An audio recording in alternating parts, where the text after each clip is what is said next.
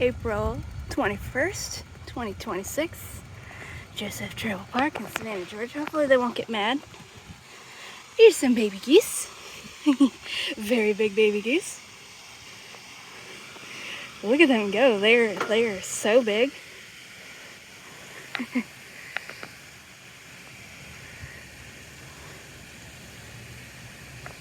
Good job, guys. We got lots of babysitters.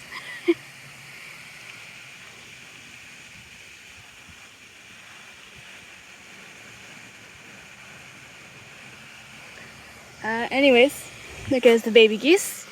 I went to get this before I went around a lap, but they were actually right in front of it, so I didn't want to bother them too much. Here's the Chickasaw plum. Completely wild. There would be fruit on here. I'll just keep repeating this story for every single video I make in case it's somebody's first video for me talking about this plant. It started back there. This is just, they kind of had a garden up there. I think caterpillars ate it all. They might be rethinking that. But this is what is left of the Chickasaw plum. It used last year, flowered for the first time last year and had fruit, or the year before that. Now I'm getting all mixed up with the dates. Anyways, it grew back there first. And this is a wild plum, native wild plum, so like other native plants, they like to form little thickets, so that means that instead of just having one trunk like, say, that pine tree, they'll send up a bunch and form like a bit of a shrub. That way they can reach out toward each other and get closer for cross-pollination, because unlike pine trees and oak trees, pollinators have to actually carry pollen from one to the other for cross-pollination. They can self-pollinate, but cross-pollinating is usually better because it means that they get a whole mix of genetics, makes their offspring that much more likely to survive. So there was a huge one back there. It's like one of the bases are back there, and then it was kind of stretching this way under a bunch of other plants. It blended in. Ugh, the fountain just sprayed me with freezing cold water, including the phone. Oh my god, my legs are cold now. It's spraying me. Let me stand behind the plant. I was not expecting that. Okay. Somewhere back there is what remains of the main trunk, and then they chopped all of it, and they chopped most of this too. It wasn't, the wind is just getting me now with the water. There's the fountain, which is currently spraying me. Some of the suckers had come up this way, and then they chopped most of this back too, but they didn't chop this all the way to the ground. I don't know why, because clearly they didn't know what they were doing, but it's just very lucky that they didn't chop this all the way to the ground. And it's also grown like 2 feet since like the start of this year, I think. Oh, no, here's the new growth. It's grown, that's at least a foot. I managed to, gosh, I'll protect the phone. I contacted somebody who contacted the other person who's actually in charge of like the people that come to mow and maintain plants around here. Told them what it was, said please don't chop it again. So they said they will not chop it again. So I don't think it can flower again for 2026, but in 2027 hopefully it'll continue to grow. Maybe it'll regrow from back there. I don't know. That's black cherry regrowing. Did I mention this is Chickasaw plum?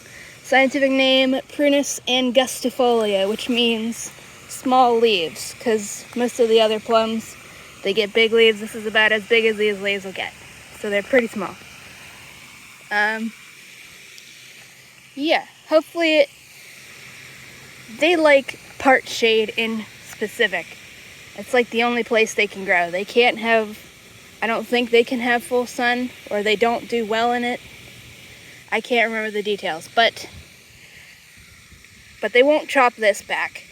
I plan on hopefully bringing like some bricks and some nice mulch or something so I can just make it look nicer, and maybe some bamboo poles to stake it so that it won't be encroaching on the walkway at all. I'm also gonna get somebody to make me one of those nice fancy looking plant markers so people know what it is. And then hopefully in 2026 we can get fruit from it and maybe I can collect. I just want one seed because we've tried to clone this thing exactly, planning ahead for the city chopping it to the ground, which is exactly what happened. But none of the clones have worked so far. I don't know how you clone a plum. We've tried all of the cloning techniques. I don't know how it works. Oh, look, we got a spider. Let me tilt it slightly.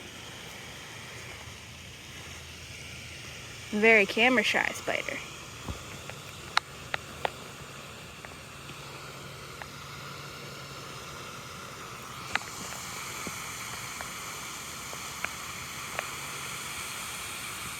Can I tilt it?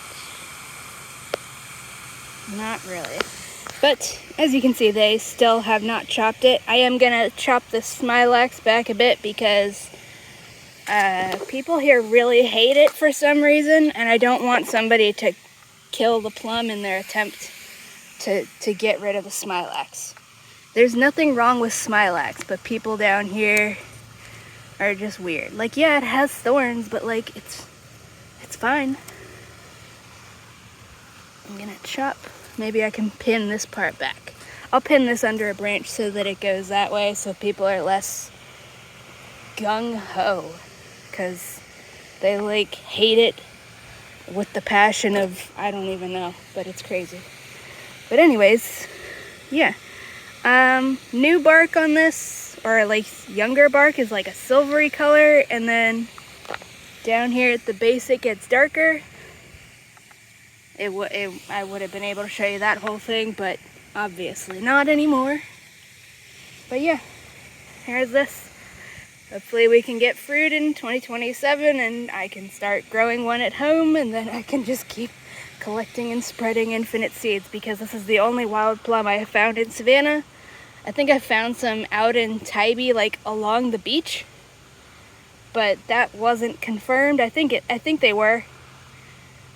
Just look at now that I know what this one looks like, but yeah, I have not found any other ones in Savannah, so this one has to have a parent somewhere, but I don't know where it is. So also, if you're in Savannah or just the general area and you can give me some wild plum seeds, please do.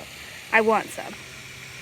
Also, the first year this fruited, it like ripened in, I think it was all gone by June because it ripens really early. So we didn't get to collect any. Okay. Yeah. That's it. Bye-bye.